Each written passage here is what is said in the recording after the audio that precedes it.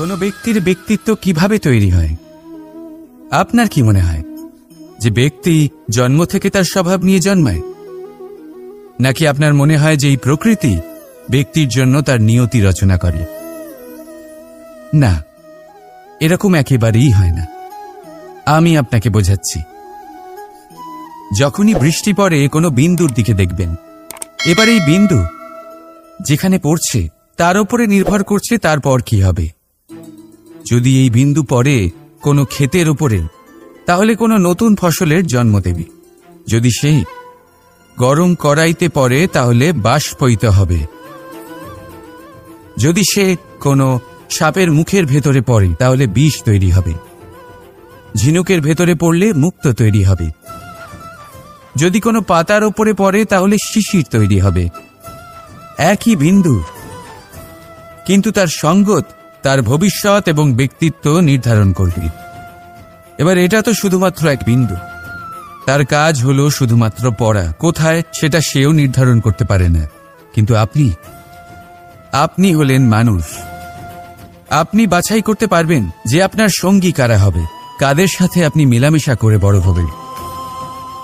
তাই তা ভালোভাবে করুন, কারণ এই নির্বাচন আপনার হাতে, কারণ এই জীবন আপনার, ভবিষ্যৎ আপনার।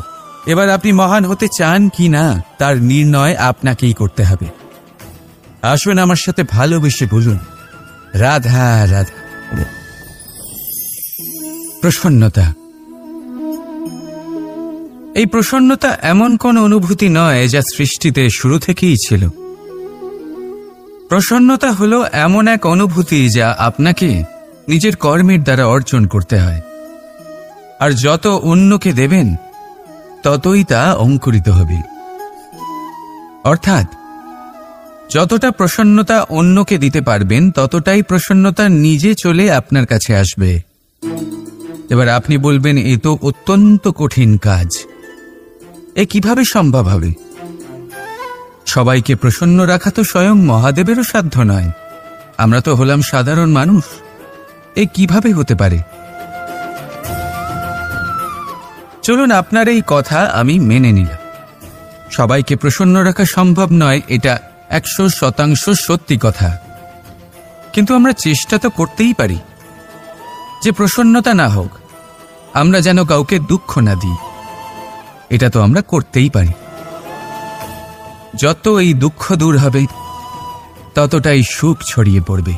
আর যত এই সুখ ছড়িয়ে পড়বে, ততই বাড়বে এই প্রসন্নতা। তাহলে আসুন এই প্রসন্নতার সাথেই বলুন, রাধা রাধা। অনেক সময় মানুষ অতীতকে দেখেন, আর তখন অহংবোধে পরিপূর্ণ হয়ে ওঠেন।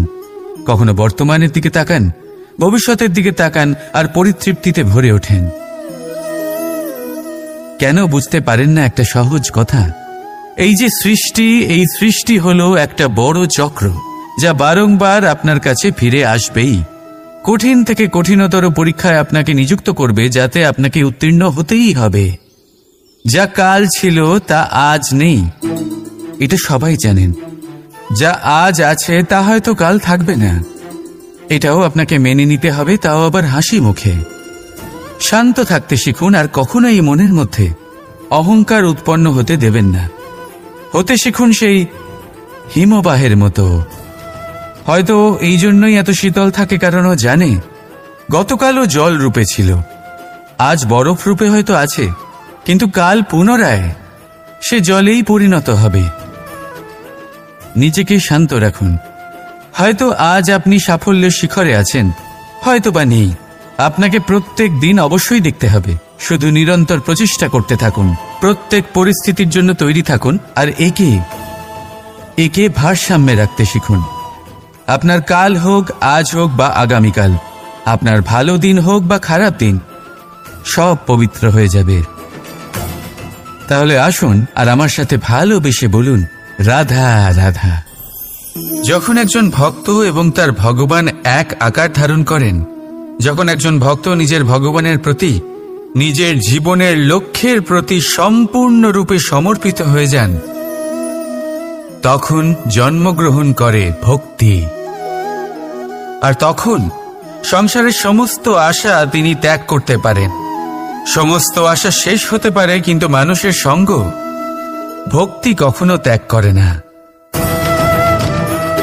যখন ভক্ত ও ভগবান এক আকার ধারণ করেন, এক হয়ে যান, তখন রথী এবং সারথীর মধ্যে কোনো পার্থক্য থাকে না।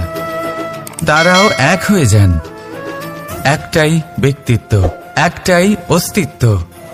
আর সেই জন্যই কখনো কখনো রথীর আদেশ ছাড়াই সারথী রথ চালিয়ে দেন, আবার কখনো সারথীর পরামর্শ ছাড়াই রথী আক্রমণ করে ফেলেন।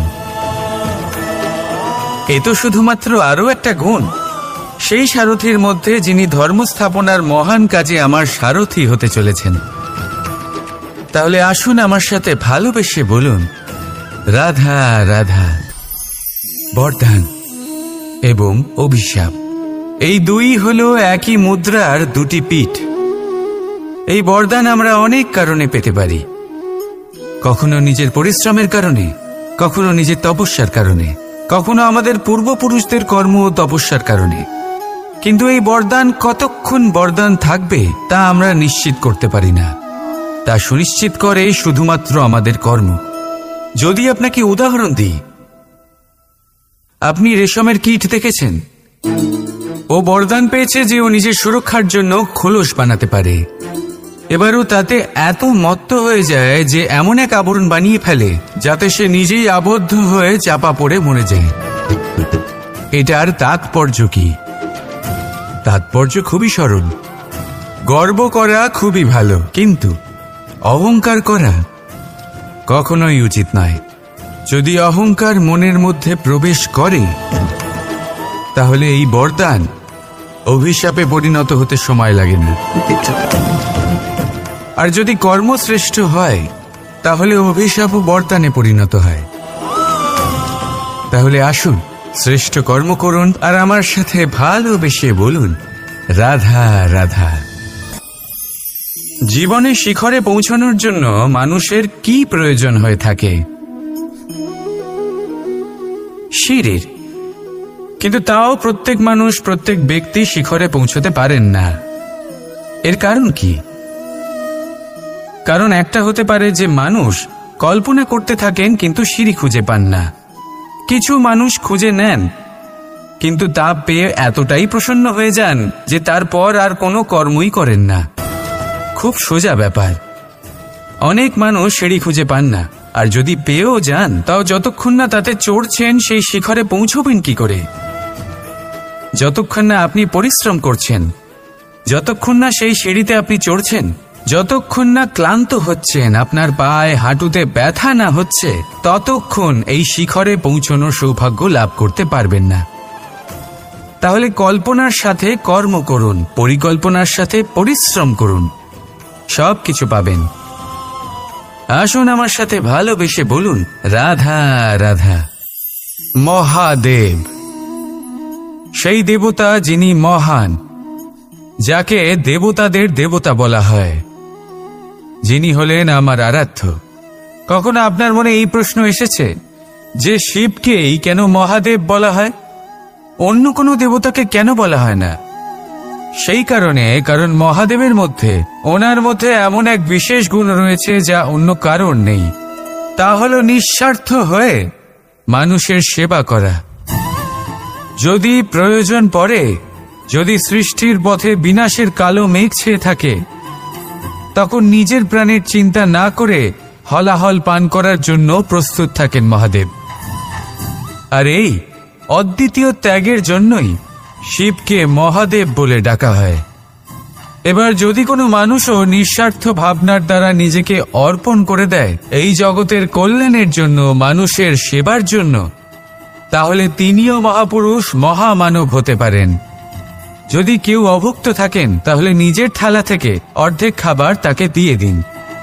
যদি কেউ অসুস্থ হন, তাহলে তাকে সেবা করার, চিকিৎসা করার চেষ্টা করুন। এই জীবন শুধু নিজের জন্য নয়, অন্যদের প্রতি, সমস্ত সংসারের প্রতি উৎসর্গ করুন। যদি এইসব মানুষ শিখে যান, তাহলে তিনি মহাদেবের পথে অগ্রসর হতে পারেন।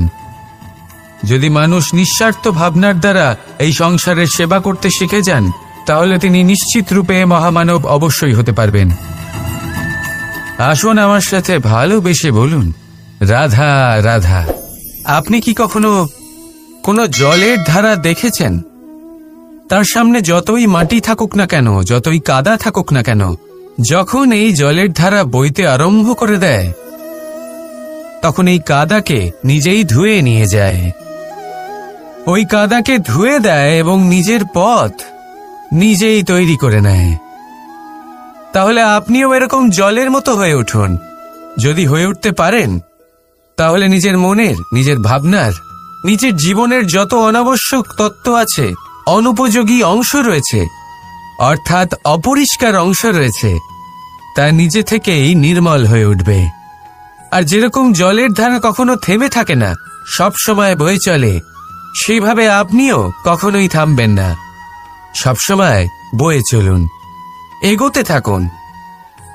পথে যদি অনেক বিপদ আসে, সমস্যা আসে, থামবেন না, তার উপর নিরন্তর প্রহার করুন, নিরন্তর প্রয়াস করুন আর অগ্রসর হন। আপনি ভেবে দেখুন, এই জলের ধারা কখনো থেমে থাকে না, সবসময় বয়ে চলে, বিপদের সম্মুখীন হয়ে তাকে সাথে বয়ে নিয়ে চলে। সেই জন্য জলের ধারা, প্রবাহমান এই ধারা, এর থেকে কখনো দুর্গন্ধ আসে না, এতে কখনো ময়লা জমতে পারে না, বরং পালিত হয় সুন্দর প্রাণবন্ত জীবজন্তু, যেমন সুন্দর ছোট মাছ। তাই আপনিও এটাই করুন, কখনো থামবেন না, শুধু চলতে থাকুন, জলের ধারার মতো বইতে থাকুন। আপনি আপনার লক্ষ্য অবশ্যই খুঁজে পাবেন, আর তার সাথে নিজের অন্তরের যে মালিন্য রয়েছে, তা আপনি নিজেই নিজের থেকে দূরে করে দেবেন। তাহলে আসুন আর আমার সাথে ভালোবেসে বলুন, রাধা রাধা। কথায় আছে যে নিজে করে দেখো, নিজে অভিজ্ঞতা প্রাপ্ত করো, নিজে শেখো, নিজে জানো, এতে কোনো কিছুই অনুচিত নেই। দেখুন, এমন নতুন কিছু করা যা আজ পর্যন্ত কখনো কেউ করেননি, তার থেকে যে অভিজ্ঞতা আসবে তা না শুধু আপনার জন্য বরং সবার জন্য লাভদায়ক হবে। যারা আপনাকে দেখে শিখছেন তাদেরও এতে লাভই হবে। কিন্তু সমস্যা কোথায় উৎপন্ন হয় সেটা আমি আপনাকে বলি। আমাদের জীবনকাল এতটাও বড় নয় যে প্রত্যেক কাজ করে আমরা অভিজ্ঞতা দ্বারা কিছু শিখতে পারবো। এবার ধরুন, এই যে আগুন গরম হয়, এটা জানার জন্য সংসারের প্রত্যেক মানুষকে আগুনে হাত দেওয়ার কোনো প্রয়োজন নেই। সংসারে অনেক লোক রয়েছেন, অনেক মহাপুরুষ ছিলেন, বিদ্বান লোক আছেন, ছিলেন, বুদ্ধিমান লোক ছিলেন, যাদের অভিজ্ঞতা দ্বারা আমরাও শিখতে পারি। ওনাদের জীবনকে দেখে আমরাও অভিজ্ঞতা লাভ করতে পারি। যদি এটা করেন তাহলে জীবন আরো কিছুটা সরল হয়ে যাবে। নয়তো আমাদের কাছে তো বিকল্প রয়েছেই। আগুনে হাত দিয়ে দেখুন, সমুদ্রে ঝাঁপ দিয়ে দেখে নিন, অনেক বিকল্প রয়েছে। সিদ্ধান্ত আপনারই। তাই সঠিক সিদ্ধান্ত নিন আর আমার সাথে ভালোবেসে বলুন, রাধা রাধা। জীবনে কখনো না কখনো এই প্রশ্ন আপনার মনে এসেই থাকে যে আমরা আসলে কি, কোথা থেকে এসেছি, সূত্রপাত কোত্থেকে হয়েছে, লক্ষ্যটা কি আর কোথায় পৌঁছতে চাই, আমাদের অস্তিত্ব কি, আর কেন এই জীবন আমরা লাভ করেছি। আসে, বেশিরভাগ মানুষের মনেই এই প্রশ্ন আসে, আর আসাও উচিত। দেখুন, আপনার অধিকার এটা জানা যে আপনি কে, তাই এটা খুঁজতে থাকুন, ভাবতে থাকুন। কিন্তু তার থেকেও বেশি গুরুত্বপূর্ণ কিছু আছে, আপনার কর্তব্য, নিজেকে সঠিকভাবে গড়ে তোলার কর্তব্য। এটাই বেশি গুরুত্বপূর্ণ, এটাই করুন। নিজেকে নির্মাণ করুন, নিজের কর্মগুলিকে, নিজের গুণগুলিকে, নিজের মূল্য নির্মাণ করুন, যা আপনার অস্তিত্বকে আকার দিতে পারে, আপনার পরিচয়কে আকার দিতে পারে, যা আপনাকে আপনার লক্ষ্যে পৌঁছে দিতে পারে, যা আপনাকে আপনার সূত্রপাত দেখাতে পারে, আপনাকে নির্দেশ দিতে পারে। তারপর নিজেকে খোঁজার কোনো অর্থই থাকে না। নিজেকে নির্মাণ করা বেশি গুরুত্বপূর্ণ হয়ে যায়, আর এটাই হলো বেশি গুরুত্বপূর্ণ কাজ। তাই আপনিও এটাই করুন, আর আমার সাথে ভালোবেসে বলুন, রাধা রাধা। নদী হোক বা সাগর হোক, নৌকা আমাদের এটা পার করতে সাহায্য করে। এই নৌকা কখনো কখনো ডুবেও যায়। এবারে এখানেই লুকিয়ে রয়েছে একটা শিক্ষা। অটল জলে এই নৌকা থাকে, তবুও ডুবে যায় না। এটা তখন ডুবে যায় যখন সেই জল নৌকায় প্রবেশ করতে থাকে। যখন জলের স্তর আস্তে আস্তে নৌকায় বেড়ে যায়, তখন নৌকা ডুবে যায়। এবার এটা আমাদের সাথেও হয়। বাইরের সমস্ত সমস্যা, সমস্ত বিপদ, সমস্ত সংকট, সমস্ত দুঃখ, এই সব আমাদের ততক্ষণ ভাঙতে পারে না যতক্ষণ না আমরা এদের আমাদের অন্তরে প্রবেশ করতে দিই। একবার এরা প্রবেশ করে গেলে আমরা ভেঙে গড়িয়ে যাব, ডুবে যাব। এই মনে আগেই প্রেম আর বিশ্বাস ভরে ফেলুন। জীবনে যত বড় বিপদই আসুক না কেন, আপনাকে কখনো ভাঙতে পারবে না। রাধা রাধা। এই পুষ্প দেখতে পাচ্ছেন আপনি? কি সুন্দর এই পুষ্প। সবাই চায় এরকম কোনো এক পুষ্প সে নিজের করে নেবে, নিজের কাছে রাখবে। এবার ভাবুন, এই পুষ্প যে সম্মান পায় তা কিসের জন্য পায়? শুধু কি তাকে সুন্দর দেখতে বলে? আসুন আপনাকে একটা কথা বোঝাই। এই ফুল যখন গাছে থাকে তখন এই রূপ আমাদের আকর্ষণ করে। এই ফুল দিয়ে যদি আপনি মালা বানান, কোনো মূর্তিতে দেন, তাহলে তা সম্মানের নিদর্শন হয়। এবার এই ফুলই যদি আপনি বিছানাতে ছড়িয়ে দেন, তাহলে সেই দৃশ্য দেখে সেই সুবাসে আপনার মন পুলকিত হয়ে ওঠে। কিন্তু ভাবুন, এই পুষ্পই যদি আপনি চিতায় সাজান, তাহলে এই পুষ্পকে আর কেউ সম্মান করে না। একই রকম কথা, সেই একই পুষ্প এক পরিস্থিতিতে সম্মান পাচ্ছে, এক পরিস্থিতিতে নয়। কেন? কারণ এতেই লুকিয়ে রয়েছে একটা গুরুত্বপূর্ণ শিক্ষা। এর সারমর্ম হলো এটাই যে এই সম্মান ব্যক্তি বা বস্তুকে করা হয় না, সম্মান করা হয় সময় এবং পরিস্থিতিকে। এবার এই যে সময়, তা কখনোই আমাদের বশে থাকে না। আমাদের বশে থাকে পরিস্থিতি। আমাদের পরিস্থিতি কেমন হবে তার সিদ্ধান্ত স্বয়ং আমরাই নিই। আর যেরকম আমাদের পরিস্থিতি হবে সেরকমই আমাদের সম্মান করা হবে। তাহলে আসুন আমার সাথে ভালোবেসে বলুন, রাধা রাধা।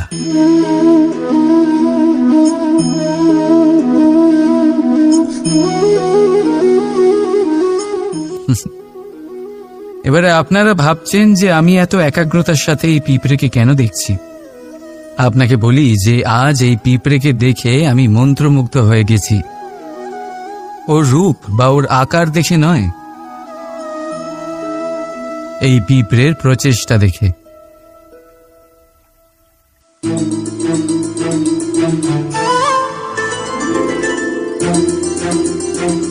আপনি জানেন, অজস্র পরিশ্রমের পরেই পিঁপড়ে তার নিজের একটা ছোট বাড়ি বানাতে পারে, যা অন্য প্রাণীদের জন্য অত্যন্ত সহজ ব্যাপার। তাই পিঁপড়ের জন্য তার জীবনের সবচেয়ে বড় ঘটনা, সবচেয়ে বড় সাফল্য তার। ভবিষ্যতে এই পিঁপড়ে থাকুক বা না থাকুক, তাদের বানানো বাড়ি বহু বছর অবধি টিকে থাকে। জীবনের সাফল্যের সাথেও ঠিক এমনটাই ঘটে। আপনি একদিনে সাফল্য লাভ করতে পারবেন না, কিন্তু যদি আপনি প্রতিদিন চেষ্টা করতে থাকেন, তবে একদিন আপনি অবশ্যই সাফল্য লাভ করবেন। মনে রাখবেন, ভাগ্যের দ্বার তাদের জন্য উন্মুক্ত হয় না যারা হার মেনে নেয়। ভাগ্য তার দ্বার তাদের জন্যই খোলে যারা বসে না থেকে প্রয়াস করে সেই দরজার কড়া নাড়া। তাই প্রয়াস করতে থাকুন। সাফল্য অবশ্যই একদিন না একদিন আপনার কাছে আসবেই। রাধা রাধা। এই তালাটা দেখতে পাচ্ছেন আপনি? এই তালাকে ভেঙেও খুলে দেওয়া যায়, আবার ভালোবেসেও খুলে দেওয়া যায়। অর্থাৎ এই তালাটা আপনি এই চাবির দ্বারাও খুলে দিতে পারেন, এই হাতুড়ি দিয়েও খুলে দিতে পারেন। কিন্তু এই খোলাতে তফাৎ আছে। যদি তালা খোলার জন্য আপনি সেটা ভেঙে ফেলেন, তাহলে তা পরের বার আর কাজে লাগবে না। কিন্তু যদি এটা আপনি চাবির দ্বারা খোলেন তাহলে তা চিরকাল কাজে লাগবে। আমাদের জীবনে সম্পর্কগুলো কিছুটা এরকমই হয়। আমাদের জীবনের আনন্দরূপী ধন রক্ষা করে এই সম্পর্ক, কিন্তু ভালোবেসে। যদি ক্রোধের দ্বারা এই সম্পর্ক রক্ষা করা হয় তাহলে পরে তা কোনো কাজে আসে না। তাই সম্পর্ক সবসময় প্রেমের চাবি দিয়ে খুলুন, কারণ প্রতিবার নতুন তালা আপনি ব্যবহার করতেই পারেন, নতুন সম্পর্ক গড়তে পারবেন। রাধা রাধা। জীবন কি? এই জীবন আমরা জন্ম নিই, বড় হয়ে উঠি, আমাদের মা বাবা আমাদের পালন করেন, তারপর তাদের অর্থ দিয়ে আমাদের বাল্যকাল কাটে, আমরা আরো বড় হই, বিবাহ বন্ধনে আবদ্ধ হই, আমাদেরও সন্তান হয়, আমরা তাদের পালন করি, তারপর আমরা বৃদ্ধ হই, আর একদিন এই সংসার ছেড়ে আমরা সকলে চলে যাই। এটাই কি জীবন? আপনার মনে এই প্রশ্ন হয়তো অনেকবার জেগেছে, তাই না? এবার একটু জলের যাত্রাপথ লক্ষ্য করুন। সাগর থেকে বাষ্প হয়ে ওঠে এই জল, মেঘ হয়ে ঝরে পড়ে সে, তারপর নদী হয়ে আবার সাগরে মিলিয়ে যায়। কিন্তু কখনো এই প্রশ্ন করে না যে তার জীবন কি, তার উদ্দেশ্য কি। প্রতিটা মুহূর্ত বাঁচে সে, আর অন্যদের যতখানি সম্ভব সাহায্য করে। যখন সাগরে থাকে তখন অসংখ্য জীবকে জীবন দান করে। যখন সাগর থেকে বাষ্প হয়ে মেঘ হয়ে যায় তখন চাষিদের মনে এই আশা জাগায় যে ফসল আবার ফল। যখন বর্ষা হয়ে ঝরে পড়ে তখন এই শুকনো তৃষ্ণার্ত ধরিত্রীর তৃষ্ণা মেটায়। আর যখন নদীতে থাকে তখন তার পাড়ে নানান গাছপালার জন্ম দেয়। কিন্তু ভাবুন, জল কি কখনো এটা ভাবে যে তার জীবন কি বা তার জীবনের উদ্দেশ্যটাই বা কি? না, সে শুধু নিজের ধর্ম পালন করে যায়, আর যতটা সম্ভব সবাইকে আনন্দ প্রদান করতে থাকে। সেই জন্যই জীবনে কখনো এই প্রশ্ন করবেন না যে এই জীবন কি, এই জীবনের উদ্দেশ্য কি। শুধু এই জীবন বাঁচুন, আর যতটা সম্ভব সবাইকে আনন্দ প্রদান করুন। মন প্রসন্ন হয়ে বলবে রাধা রাধা। কখনো বৃষ্টির জন্য হওয়া কাদার মধ্যে দিয়ে আপনি নিজের বাড়ি ফিরেছেন? পাদুকা পরার জন্য আপনি ওই কাদা থেকে অবশ্যই বেঁচে যান, কিন্তু সেই পাদুকা থেকে আগত নোংরা কাদার ছিটে আপনার বস্ত্রকে ময়লা করেই দেয়। কিন্তু তাও সেই ছিটের জন্য আপনার বস্ত্র ময়লা হয়ে যাবে, সেই জন্য আপনি পাদুকা পরা ছেড়ে দেন না। ঠিক সেইভাবেই জীবনে এমন কিছু মানুষও আসেন যারা পাদুকার মতো হন, যারা আপনাকে কাদার থেকে বাঁচিয়ে নেন, কিন্তু বস্ত্ররূপী আপনার মনের উপরে আশঙ্কার দাগ ছেড়ে যান। এইসব মানুষের জন্য নিজের মন ছোট করার কোনো প্রয়োজন নেই। প্রয়োজন আছে শুধু এটা ভাবার যে আপনি নিজের পা কাদার থেকে বাঁচাবেন নাকি আপনার বস্ত্র। জীবনে গম্ভীর হওয়া ভালো কথা, কিন্তু সমস্ত বিষয়ে যদি গম্ভীরভাবে ভাবতে থাকেন তাহলে জীবনের আনন্দটাই শেষ হয়ে যাবে। এই সংসার অস্থায়ী, এখানে এমন কিছুই নেই যা চিরকাল জীবিত থাকবে। তাই যতক্ষণ এই জীবন আছে সন্তুষ্টি আর আনন্দ নিয়ে বাঁচুন। নিজের উপর আগত কাদার ছিটের দিকে মন দেবেন না, শুধু আনন্দ বিতরণ করুন। মন প্রসন্ন হয়ে বলবে রাধা রাধা।